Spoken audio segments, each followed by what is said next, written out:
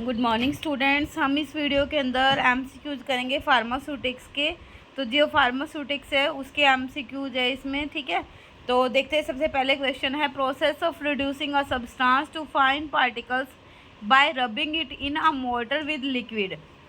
ठीक है, एक सब्सटेंस को फाइन पार्टिकल्स में चेंज करना है, उसको रब करके मोटर में लिक्विड के साथ, उसको हम क्या बोलते हैं? ट्राइचुरेशन, लेविगेशन, पल्वराइजेशन और इल्यूटरेशन।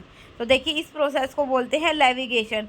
लेविगेशन में क्या होता है? इनसॉल्युबल सब्सटेंस है जो, उसको हम ग्राइंड करते हैं फाइन पार्टिकल्स में एक लिक्विड की हेल्प से। जैसे कि लेविगेटिंग एजेंट क्या होते हैं? ग्लिसरीन हो सकते हैं और मिनरल ऑयल हो सकती है, ठीक है। नेक्स्ट देखिए, which of the following is an example of hydrophilic colloid. इनमें से हाइड्रोफिलिक कोलॉइड का कौन सा एग्जाम्पल है? गम, अकेसिया, सल्फर, चारकोल और गोल्ड सोल। तो जो गम अकेसिया होता है आपका, ये क्या है? हाइड्रोफिलिक कोलॉइड्स है। इसमें नेचुरल पॉलीमर्स है, जैसे जिलेटिन है, स्टार्च है। अकेसिया है, ये वाटर के साथ क्या है, मतलब इंटरेक्ट करते हैं। तो ये गम अकेसिया क्या है? का हाइड्रोफिलिक कोलॉइड है। नेक्स्ट देखिए, a drug with poor aqueous solubility but high permeability. इनमें से कौन सी ड्रग है जिसकी poor aqueous solubility but high permeability है? वो कौन सी क्लास से? आपके बोरोसिलिकेट से। कौन सी? BCS जो क्लास है, किससे बिलोंग करती है? 1 2 3 4। तो जो आपकी ड्रग है जिसकी पुअर एक्वस सॉल्युबिलिटी होगी और हाई परमेबिलिटी होगी, वो BCS क्लास सेकंड से बिलोंग करती है, जिसकी लो सॉल्युबिलिटी एंड हाई परमेबिलिटी होगी। डिसोल्यूशन क्या होता है इसके अंदर? रेट लिमिटिंग स्टेप है। नेक्स्ट देखिए, कैप्सूल साइज 0। जो कैप्सूल साइज 0 है, अप्रोक्सीमेटली होल्ड करता है कितना? How much powder. मतलब जो कैप्सूल साइज 0 होता है वो कितना पाउडर को होल्ड कर सकता है। तो कैप्सूल 0 का जो साइज़ है उसकी जो कैपेसिटी रेंज रहती है वो कितनी है? वो 500 mg तक। ये 500 mg तक होल्ड कर सकता है कैप्सूल का साइज़, ठीक है। उसके बाद देखिए, ointment base that are oleaginous are also called. Ointment base है जो कि ऑयलीजीनियस है, उसको क्या बोलते हैं? Water soluble base, hydrocarbon base, absorption base, emulsion base. तो इसको क्या बोलते हैं हम? हाइड्रोकार्बन बेस बोलते हैं। ऑयलीजीनियस जो बेस है, जैसे पेट्रोल एटम है, ये हाइड्रोकार्बन टाइप्स होते हैं, ग्रीसी होते हैं और वाटर में इनसॉल्युबल होते हैं। उसके बाद देखिए, the ideal angle of repose for a free flowing powder. Free flowing powder के लिए जो आइडियल एंगल है रिपोज, वो कितना रहता है? लेस देन 25, 30 to 40, 45 to 50, 60 से ज़्यादा। तो angle of repose ideal free flowing powder के लिए कितना होता है? 25 डिग्री से कम होता है और एक्सीलेंट फ्लो होता है इसका। अगर 50 डिग्री से ज़्यादा एंगल ऑफ रिपोज है तो उसका वेरी पुअर फ्लो होगा, ठीक है। अगर 25 से कम है तो एक्सीलेंट फ्लो है, अगर 50 से ज़्यादा तो वेरी पुअर फ्लो होगा। The process of freeze drying is scientifically known as. Freeze drying की प्रोसेस को क्या बोलते हैं? सब्लिमेशन है, डेसिकेशन है, लायोफिलाइजेशन है और क्रायोडेसिकेशन है। तो फ्रीज ड्राइंग प्रोसेस को क्या बोलते हैं? लायोफिलाइजेशन। लायोफिलाइजेशन क्या इन्वॉल्व करती है? फ्रीजिंग सॉल्यूशन और वाटर को रिमूव करती है सब्लिमेशन के थ्रू अंडर वैक्यूम।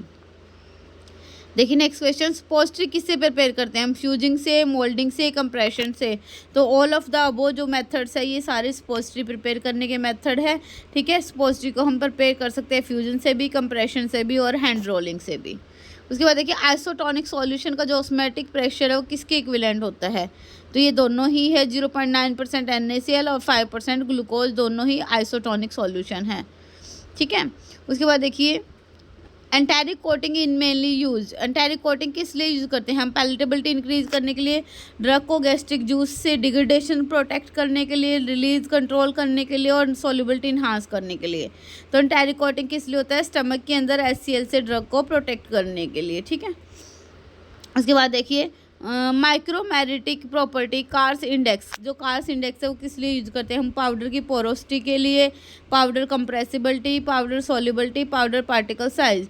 तो कार्स इंडेक्स क्या करता है? पाउडर की कंप्रेसिबिलिटी को मेजर करता है, ये फ्लो और कंप्रेशन है जो पाउडर उसको मेजर करता है। पेरेंटल डोसेज फॉर्म कैसी होनी चाहिए? Isotonic, sterile, pyrogen free. तो पेरेंटल डोसेज फॉर्म कैसी होनी चाहिए? सारी ही होनी, उसमें क्वालिटी होनी चाहिए, आइसोटोनिक भी होनी चाहिए, स्टीराइल और पायरोजन फ्री। डिसइंटीग्रेंट जो टैबलेट फॉर्मुलेशन में यूज होता है वो कौन सा है? Starch, lactose, stark, magnesium. तो जो स्टार्च होता है वो डिसइंटीग्रेंट एजेंट है जो कि हम टैबलेट में यूज करते हैं। जो स्टार्च होती है वो वाटर के साथ जैसे ही कॉन्टैक्ट में आती है वो क्या हो जाती है? स्वेल हो जाती है और टैबलेट ब्रेक हो जाती है। उसके बाद देखिए, which of the following is not a sustained release technology? इनमें से सस्टेन्ड रिलीज टेक्नोलॉजी कौन सी नहीं है? Matrix, reservoir, immediate release, osmotic pump. तो जो इमीडिएट रिलीज, क्योंकि यहाँ पूछा है सस्टेन्ड रिलीज। सस्टेन्ड रिलीज का मतलब तो क्या होता है? जो धीरे धीरे रिलीज होगी लंबे टाइम तक। तो जो इमीडिएट रिलीज होगी वो एकदम से रिलीज हो रही है, इसका मतलब वो सस्टेन्ड रिलीज नहीं है। बायोअवेलेबिलिटी किसकी लो होती है? आईवी की, आईएम की, ओरल की, सबलिंगुअल की। तो बायोअवेलेबिलिटी आईवी की सबसे ज़्यादा होती है और ओरल की सबसे कम होती है, क्योंकि फर्स्ट पास मेटाबॉलिज्म हो जाता है जिससे बायोअवेलेबिलिटी कम हो जाती है। नेक्स्ट देखिए, schedule H drug can be sold. जो शेड्यूल एच ड्रग है वो कैसे होती है? वो ओनली विद प्रिस्क्रिप्शन, क्योंकि शेड्यूल एच में कौन सी आती है? ओनली प्रिस्क्रिप्शन वाली ड्रग्स आती है। Form 20 is required form. Form जो 20 होता है वो किस लिए रिक्वायर्ड होता है? शेड्यूल सेल की होल सेल के लिए, रिटेल सेल के लिए, इंपोर्ट के लिए और मैन्युफैक्चर। तो फॉर्म 20 किसके लिए होता है? रिटेल सेल के लिए, नॉन शेड्यूल सी ड्रग्स की। फॉर्म 21, तो फॉर्म 21 रिटेल सेल है शेड्यूल सी ड्रग की। ठीक है, शेड्यूल सी ड्रग की जो रिटेल सेल है वो फॉर्म 21 में आती है और नॉन शेड्यूल की फॉर्म 20 में आती है। ठीक है, फॉर्म 20 बी लग गया ना पीछे, देखिए बी लग गया, इसका मतलब होल सेल की बात हो रही है। तो होल सेल लाइसेंस है नॉन शेड्यूल ड्रग्स का। Which year was the pharmacy act enacted in India? कौन सी ईयर के अंदर फार्मेसी एक्ट आया था इंडिया में? तो ये आया था 1948 के अंदर। Schedule x drug include, schedule x में कौन सी आती है? नारकोटिक और साइकोट्रोपिक ड्रग्स आती है। तो both A and B, narcotic and psychotropic drugs इसमें आती है, आपकी शेड्यूल एक्स कैटेगरी के अंदर आती है। उसके बाद देखिए फॉर्म 21 बी। फॉर्म 21 बी किस लिए यूज होती है? तो ये होल सेल के लिए यूज होती है, बट ये शेड्यूल सी ड्रग्स के लिए यूज होती है। ठीक है, फॉर्म 20 बी था वो क्या था? होल सेल लाइसेंस था, बट वो other than schedule C drugs था, और ये क्या है? शेड्यूल सी ड्रग्स है। उसके बाद देखिए, central drug standard control organisation is headed by. तो जो central drug standard control organisation है इसको कौन कंट्रोल करता है? कौन इसका हेड है? तो वो क्या है? आपका drug controller general of India. ठीक है, DCGI। नेक्स्ट देखिए, शेड्यूल एम किसके साथ डील करता है? तो शेड्यूल एम डील करता है आपका GMP के साथ, और शेड्यूल M1 आपका GMP of homeopathic medicine, M2 आपका कॉस्मेटिक की GMP है, और M3 आपका मेडिकल डिवाइसेस की GMP है। नेक्स्ट देखिए, फॉर्म 19 किस लिए यूज होता है? तो फॉर्म 19 होता है एप्लीकेशन के लिए। जो भी मैन्युफैक्चरिंग लाइसेंस है उसकी एप्लीकेशन अप्लाई करने के लिए हमें फॉर्म 19 की रिक्वायरमेंट होती है। नेक्स्ट देखिए, unit kidney, functional unit, kidney की फंक्शनल यूनिट कौन सी होती है? तो किडनी की फंक्शनल यूनिट कौन सी? आपकी nephron. Nephron is the main functional unit of kidney. Next देखिए, कौन सा वॉल्व है जो बैकफ्लो राइट वेंट्रिकल से राइट एंट्रियम में प्रिवेंट करता है? तो वो कौन सा? आपका ट्राइकस्पिड वॉल्व, क्योंकि राइट वेंट्रिकल और राइट आर्टेरियम के बीच में कौन सा वॉल्व होता है? ट्राइकस्पिड वॉल्व होता है, 3 वॉल्व होता है ये। उसके बाद देखिए नेक्स्ट क्वेश्चन, नेक्स्ट देखिए यहाँ पे, the pacemaker of heart. Heart की पेसमेकर कौन सी होती है? AV node, Purkinje node, SA node और बंडल ऑफ हिस। तो SA नोड जो होती है आपकी राइट आर्टेरियम में प्रेजेंट होती है, ये इम्पल्स जनरेशन का काम करती है, इसलिए इसको हम क्या बोलते हैं? पेसमेकर में ऑफ हार्ट। कौन सा वाइटामिन है ब्लड क्लॉटिंग के अंदर नेसेसरी है? तो वाइटामिन K है, क्या है? ब्लड क्लॉटिंग के लिए नेसेसरी है। लार्जेस्ट ग्लैंड ह्यूमन बॉडी की कौन सी है? तो लीवर है। कौन सा पार्ट है ब्रेन का रेस्पिरेशन को कंट्रोल करता है? तो मेडुला ऑब्लिगेंटा है, ये क्या करता है? रेस्पिरेशन और हार्ट बीट और BP को कंट्रोल करता है। नेक्स्ट देखिए, बाइल कहाँ से प्रोड्यूस होता है? तो बाइल लीवर प्रोड्यूस करता है और गॉल ब्लैडर स्टोर करता है। नॉर्मल टाइडल वॉल्यूम कितनी रहती है एडल्ट्स की? तो 500 ml रहती है। और टाइडल वॉल्यूम क्या होती है? नॉर्मल रेस्पिरेशन के टाइम पे कितनी वॉल्यूम एयर की आपने इंस्पायर की और एक्सपायर की विदाउट फोर्स। उसके बाद देखिए, structural functional unit of lung. Lung की स्ट्रक्चरल फंक्शनल यूनिट क्या है? तो एल्वोई है, क्योंकि यहाँ पे गैसेस का एक्सचेंज होता है, O2 एंड CO2 का। ब्लड ग्रुप O क्या होता है? O नेगेटिव होता है, जो यूनिवर्सल डोनर होता है, इस पर कोई भी एंटीजन नहीं होते। उसके बाद देखिए, drug of choice for anaphylactic shock. Anaphylactic shock के लिए कौन सी ड्रग ऑफ चॉइस है? तो एड्रेलिन क्या है, और एपिनेफ्रिन को हम क्या बोलते हैं? ड्रग ऑफ चॉइस एनाफाइलेक्टिक के लिए। बीटा ब्लॉकर कैसे काम करते हैं? तो ये बीटा रिसेप्टर को ब्लॉक करके काम करेंगी। इनमें से ओपोइड एनाल्जेसिक कौन सी नहीं है? देखिए मॉर्फिन भी ओपोइड में है, पैथिडिन भी है, और फेंटानाइल भी ओपोइड कैटेगरी की है, बट डिक्लोफेनाक एक नसैड्स कैटेगरी की ड्रग है आपकी, ये भी पेन किलर है। Drug of choice in malaria because by Plasmodium vivax, ठीक है। मलेरिया के अंदर कौन सी ड्रग ऑफ चॉइस होती है? तो मलेरिया के अंदर आपकी क्लोरोक्वीन प्रीमाक्वीन है, ये ड्रग ऑफ चॉइस है। क्यूनिन है, क्लोरोक्वीन है, ये सारी ही मतलब मलेरिया की ड्रग्स है। बट यहाँ पे पूछा है कि जो प्लाज्मोडियम वाइवेक्स की वजह से मलेरिया होता है तो उसमें कौन सी होती है? प्रीमाक्वीन यूज होती है। पार्किंसन डिसीज में कौन सी ड्रग होती है? देखिए लीवोडोपा है, हेलोपेरिडोल है, फेनिटोइन है, डायज़ेपाम है। तो लीवोडोपा आपकी पार्किंसन की ड्रग है जो कि आपकी कन्वर्ट हो जाती है डोपामिन में, और जो हेलोपेरिडोल, फेनिटोइन, डायज़ेपाम ये सारी सीडेटिव वगैरह यूज होती है आपकी, और एंटी एपिलेप्टिक होती है। Which drug is a proton pump inhibitor? तो प्रोटन पंप इनहिबिटर में कौन सी आती है? ओमेप्राजोल, रेबेप्राजोल, ये सारी प्राजोल जोल जो पीछे लगा है ये क्या है? प्रोटन पंप इनहिबिटर है, जिसको हम अल्सर के ट्रीटमेंट में यूज करते हैं या फिर एंटासिड की तरह। उसके बाद देखिए इंसुलिन को कैसे एडमिनिस्टर करते हैं? रूट ऑफ एडमिनिस्ट्रेशन इंसुलिन का क्या है मेनली? तो इंसुलिन सबक्यूटेनियस दिया जाता है। ऑरल इंसुलिन तो जीआईटी में डिग्रेड हो जाता है by first pass metabolism. Aspirin कैसे काम करती है? एस्प्रिन क्या करती है? COX-1 और COX-2 दोनों ही एंजाइम को इनहिबिट करती है इरिवर्सिबली, ठीक है। उसके बाद देखिए कौन सा एंटीबायोटिक ग्रे बेबी सिंड्रोम करता है? तो क्लोराम्फेनिकोल एंटीबायोटिक है जो कि ग्रे बेबी सिंड्रोम कोज करती है। नेक्स्ट देखिए first line drug of tuberculosis, TB की फर्स्ट लाइन ड्रग कौन सी है? इनमें से रिफेम्पिसिन, स्ट्रेप्टोमाइसिन, लीवोफ्लॉक्सासिन और क्लैरी। तो टीबी की फर्स्ट ड्रग क्या है यहाँ पे? रिफेम्पिसिन है। बेंजोडाइजेपिन पॉइजनिंग के लिए एंटीडोट कौन सी है? हमने पता है फ्लूमाजेनिल, पढ़ी थी ये कि बेंजोडाइजेपिन की एंटीडोट कौन सी है? फ्लूमाजेनिल। कौन सी एंटी हाइपरटेंसिव प्रेगनेंसी में कॉन्ट्रा इंडिकेटेड है? तो एसी इनहिबिटर कॉन्ट्रा इंडिकेटेड होता है, और मिथाइल डोपा और लेबिटालोल ड्रग ऑफ चॉइस होती है। अमीनोग्लाइकोसाइड कौन सी टॉक्सिसिटी करती है? तो अमीनोग्लाइकोसाइड किडनी और ईयर, मतलब ये नेफ्रोटॉक्सिसिटी और ओटोटॉक्सिसिटी दोनों कोज करती है। उसके बाद देखिए हैलोपेरिडोल क्या है? हैलोपेरिडोल एक एंटीसाइकोटिक ड्रग है आपकी। गिंगिवल हाइपरप्लेजिया ड्रग कौन सी कर रही है? तो ये फेनिटोइन कोज करती है। उसके बाद देखिए in emulsion the substance that reduce interfacial tension, emulsion में कौन सा सब्सटेंस है इंटरफेशियल टेंशन को कम करता है? तो ये क्या है? सरफेक्टेंट। सरफेक्टेंट क्या करते हैं? आपके इंटरफेशियल टेंशन को कम करते हैं इमल्सन के अंदर, ठीक है। उसके बाद देखिए कौन सी डोसेज फॉर्म प्रोलॉन्ग्ड एक्शन के लिए यूज होती है? Suspension, suppository, depot injection, syrup. तो जो डिपोट इंजेक्शन है ये प्रोलॉन्ग्ड एक्शन के लिए यूज़ करते हैं, ओवर वीक और मंथ ये ड्रग को स्लोली रिलीज करती है। Technique of tablet coating by polymer deposition using organic solvent और एक्वस सिस्टम इज, तो इसको बोलते हैं फिल्म कोटिंग, ठीक है। टैबलेट कोटिंग की जो टेक्निक है पॉलीमर डिपोजिशन से, इसको बोलते हैं फिल्म कोटिंग। कौन सा लॉ है सेडिमेंटेशन रेट सस्पेंशन का एक्सप्लेन करता है? ये होता है स्टोक्स लॉ। स्टोक्स लॉ क्या करता है? सेडिमेंटेशन रेट है सस्पेंशन का, उसको एक्सप्लेन करता है। कौन सा मोस्ट कॉमन प्रोपेलेंट है जो एरोसोल में यूज होता है? तो ये है हाइड्रोफ्लोरोएल्केन, ठीक है। हाइड्रोफ्लोरोएल्केन प्रोपेलेंट है जो कि एरोसोल में यूज होता है। स्टेरिलाइजेशन की प्रोसेस बाय ड्राई हीट के through carried out at 160 to 170 degree Celsius for 1 to hours, ठीक है। उसके बाद देखिए which is the water soluble ointment base, इनमें से वाटर सॉल्युबल ऑइंटमेंट बेस कौन सा है? तो ये क्या है? Polyethylene glycol. लाइफलाइजेशन में वाटर कैसे रिमूव होता है? तो लाइफलाइजेशन में सब्लिमेशन प्रोसेस के थ्रू आपका वाटर रिमूव होता है। कॉलिगेटिव प्रॉपर्टी किस पे डिपेंड करती है? सॉलिड के नेचर पे, सॉलिड पार्टिकल के नंबर पे, मॉलिक्यूलर वेट पे, टेम्परेचर पे। तो कॉलिगेटिव प्रॉपर्टी आपकी सॉलिड पार्टिकल्स के नंबर पे डिपेंड करती है। कौन सा एग्जाम्पल है नॉन न्यूटोनियन फ्लो का?